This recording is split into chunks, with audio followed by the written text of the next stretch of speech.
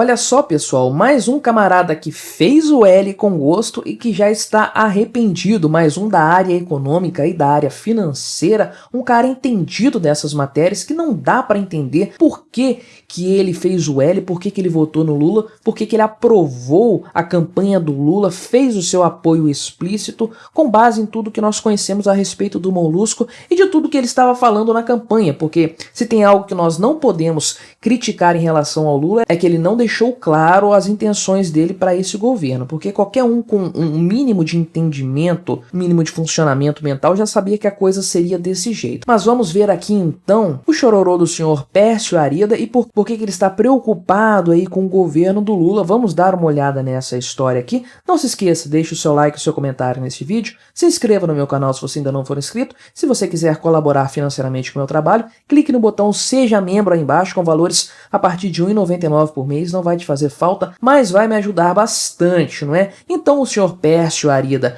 concedeu essa entrevista aqui para o Valor Globo. Esse cara aqui, o Pércio, vocês sabem, ele é um dos pais do Plano Real, um economista muito badalado nos meios políticos, então um cara que tem um conhecimento econômico, um conhecimento de estabilidade econômica, o que faz um país crescer do ponto de vista econômico, então ele não é um desconhecedor dessas matérias, não é um ignorante em matéria de economia. Então vamos ver aqui por que ele que fez o L, volto a frisar, fez o L com gosto, porque ele está preocupado com o governo do Lula, então, especialmente nesse início de mandato. E ele sintetiza a sua preocupação com a seguinte frase: esse começo de governo é uma sequência de iniciativas e ideias que vão na contramão do que o Brasil precisa. Olha que coisa, quem diria, né? Quem poderia dizer, quem poderia imaginar que o Lula iria na contramão da sólida economia de uma economia ortodoxa, né? Grande surpresa. Mas ele nutre esperanças ainda, ele diz aqui que são só 5 meses, que início de governo é sempre confuso, ele viu isso aí na época do Fernando Henrique Cardoso,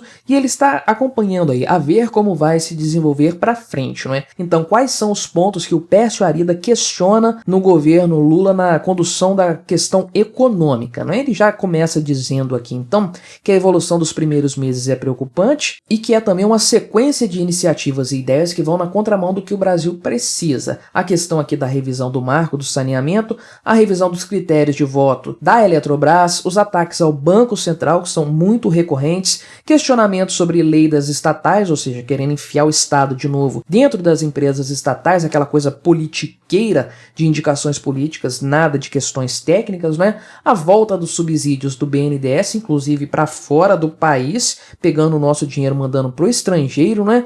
E também ideias como criar uma indústria de semiprocessadores no Brasil. Imagina o Brasil concorrendo com Taiwan nessa área, vai dar super certo. Subsídio ao carro popular e um monte de cagadas que o governo Lula falou nesses últimos meses aí. E aí perguntaram a ele a respeito do arcabouço fiscal também, e ele falou aqui que é interessante ter um compromisso com a questão fiscal e tudo mais, só que ele falou que a regra é muito complexa, né? E ela não é apenas complexa, ela é propositalmente confusa e não pune o presidente da República caso ele descumpra o que está ali. Ele precisa pedir desculpas para o Congresso, né? Fazer uma cartinha lá falando, ó, errei, pessoal, vou fazer melhor da próxima vez, foi mal aí. Fiz um vídeo aqui no canal explicando qual é a ideia por trás do arcabouço fiscal do Lula. E ele diz aqui o seguinte, que ele é muito voltado para o crescimento do gasto, né, o aumento das receitas do Estado. Pensa apenas nisso e não na contenção das despesas. E aí, conforme ele pontuou, no caso brasileiro, inclusive, isso é muito recorrente, a tentação é sempre burlar a regra para aumentar o gasto, ou seja,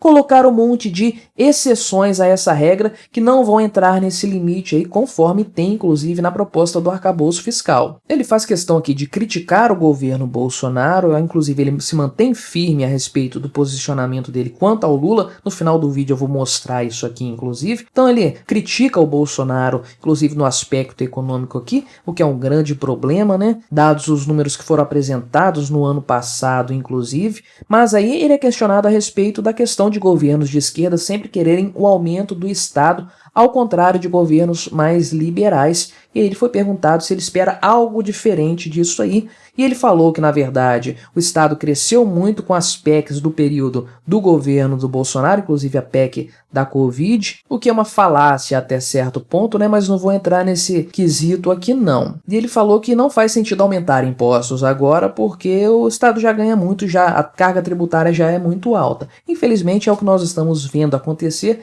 e é o que vai acontecer. O Pércio Arida foi questionado a respeito dos ataques que o governo Lula tem feito ao Banco Central e ele respondeu que esses ataques políticos, né, que são puramente políticos, não tem nada de técnico aí nessa história, aquelas besteiras que a Gleisi Hoffmann fala, que o próprio Lula fala, o Haddad também, enfim, essas besteiras são puramente políticas, não tem nada técnico aí, e ele disse que essas questões aí só criam mais turbulência nos mercados e não ajudam em nada a derrubar a inflação. Ele fala exatamente esse ponto aqui que você pode questionar do ponto de vista técnico se é a atitude certa ou não manter a taxa de juros para derrubar a inflação aí, para manter a inflação controlada, mas não é uma questão política. E ele inclusive elogia o Campos Neto aí pela posição dele, uma posição transparente de diálogo. Ele não fica batendo de frente com o Lula o tempo todo, com o governo PT, ele busca o diálogo, ele trata aqui inclusive da questão do Roberto Campos falar muito com a imprensa, foi lá no Roda Viva e tudo mais, aparece na TV, dá mais clareza para esse tema aí. Conforme ele disse que é uma postura de abertura, uma postura democrática.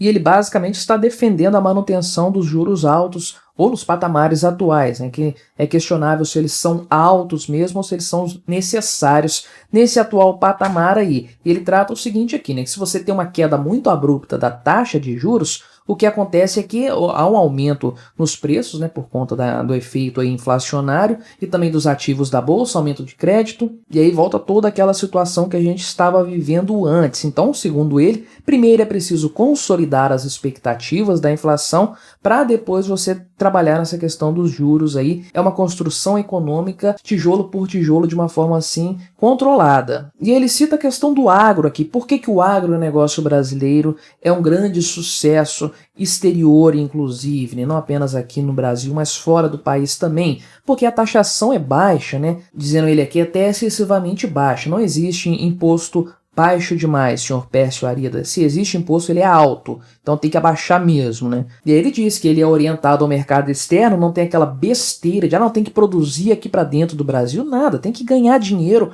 vende para fora, enche os bolsos de dinheiro mesmo, traz dinheiro aqui para o Brasil, que a gente compra o que precisar depois, não tem problema aí, e tem pouca intervenção, regulamentação estatal, ou seja, é um setor que tem uma liberdade para empreender, e aí você consegue ver um grau de produtividade muito bom, margens de lucro que permitem a prática de um preço competitivo lá fora, e o Brasil é rei nessa área mesmo. O agronegócio puxa a economia do Brasil já há um bom tempo. E é o que ele fala, né? Se houvesse uma estatal da laranja ou da soja, a coisa não teria ido para frente. Justamente por estar nas mãos da iniciativa privada é que a coisa caminha. E esse, conforme ele pontuou aqui, é o caminho para a indústria também. Se você quer desenvolver a indústria no Brasil, corta os impostos, acaba com as regulamentações todas e deixa a coisa andar naturalmente aí. E acaba com esse negócio de protecionismo também, de ficar protegendo, deixa concorrer, se quebrar, quebrou, vida que segue, temos que procurar o melhor para o nosso país, aquilo em que nós somos melhores, desenvolver aquilo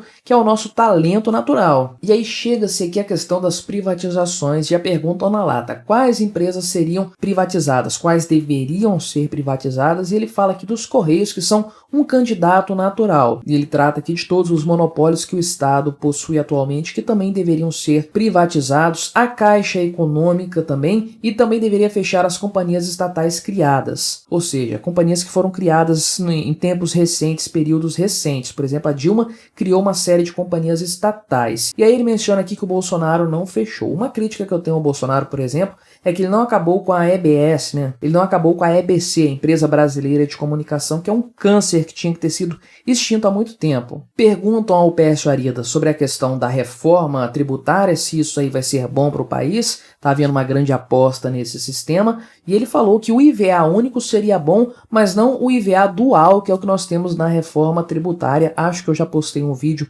sobre esse tema, dá uma procurada aqui no canal, tô gravando junto com esse aqui, não sei qual dos dois que vai ao ar primeiro, né? Mas foi tratado sim desse tema aí do IVA dual, ou seja, um IVA nacional e um que vai englobar estados e municípios. Então não teríamos um imposto único, teríamos 2 impostos, simplificando um pouco, mas não seria o ideal. Ele trata aqui como second best, né? Um segundo melhor, uma segunda alternativa inferior à primeira alternativa. E ele trata do ponto principal, que é que vamos acabar com uma taxa muito alta, com uma alíquota muito alta, que já está prevista aí na faixa de 25%, seria o valor desse IVA. 25% do valor do produto que é pago lá no final apenas para esse imposto aqui. Olha que assalto, que coisa criminosa. E aí ele coroa sua patifaria aqui dizendo o seguinte: não é que eu esteja radicalmente pessimista, ainda tem tempo para corrigir a rota e colocar o Brasil numa situação de crescimento elevado, né? Pois é, olha só que coisa de um sujeito que fez aí o L com gosto nas eleições. E aí é óbvio para qualquer pessoa com o mínimo de compreensão econômica, qualquer pessoa com o cérebro funcional, que as coisas caminhariam do jeito que elas estão caminhando, que o Lula ia enfiar o pé na jaca em matéria econômica, fazer toda sorte de subsídios via BNDES, baixar os juros na marra, fazer aí empréstimos para países no exterior, aumentar impostos, criar estatais, aumentar o número de ministérios, tudo isso que ele fez, a gente já sabia que ele faria, porque isso é óbvio, ele sempre deixou claro que agiria dessa forma, e foi isso que ele fez no passado, não havia razões para acreditar que em matéria econômica o governo do Lula seria diferente do que ele está sendo. Então, senhor Pércio Arida, por que o senhor fez o L, então, apoiou o Lula, sabendo que as coisas seriam assim? Porque você sabia. Se eu que sou burro, que não conheço nada de economia, que não sou formado, não participei do Plano Real nem nada disso, se eu sabia que a coisa seria assim, o senhor Pércio Arida sabia muito mais. Deixo a palavra para ele, então, nos dizer por que ele fez o L na campanha eleitoral. Olha só que coisa. Não muda em nada minha avaliação sobre o apoio que dei ao presidente Lula, porque foi um apoio pensando na democracia, nos direitos humanos, na agenda ambiental, muito mais do que na economia. Olha só que coisa, esse animal comprometeu a questão econômica toda sabendo que seria ruim por conta aí da democracia, das instituições, os direitos humanos, a agenda ambiental, beleza, então colocou no altar aí da democracia a economia, sacrificou ela com gosto, estamos aí com a economia degringolando totalmente e não temos instituições mais sólidas, muito pelo contrário, a inversão de papéis nos 3 poderes é gritante, é absurda, estamos vendo o Lula indicando o advogado dele para o STF, estamos vendo o Lula aí perseguindo antigos adversários dele, Deltan Dallagnol, Sérgio Moro está nessa lista também, enfim, um monte de gente que vai pagar o preço aí por ter se colocado contra o Lula no passado. Estamos vendo o Lula recebendo Nicolás Maduro, um ditador socialista aqui no Brasil com honras de Estado. Onde está a democracia? Onde estão os direitos humanos? Onde estão aí as instituições? E a Amazônia pegando fogo, recordes de queimadas, Ministério do Meio Ambiente sendo reduzido. Onde está o meio ambiente nessa história? Pércio Arida sacrificou a economia em favor das instituições, da democracia, dos direitos humanos e do meio ambiente. Terminamos sem economia, sem direitos humanos, sem meio ambiente, sem democracia e sem instituições sólidas. Valeu a pena fazer o L, senhor Pércio Arida, por causa de gente assim que nós temos o Lula agora no poder de novo, fazendo esse monte de atrocidades. Mas me diga aí o que você achou da opinião do senhor Pércio Arida, colabore com o nosso debate, se inscreva no meu canal se você ainda não for inscrito e até a próxima.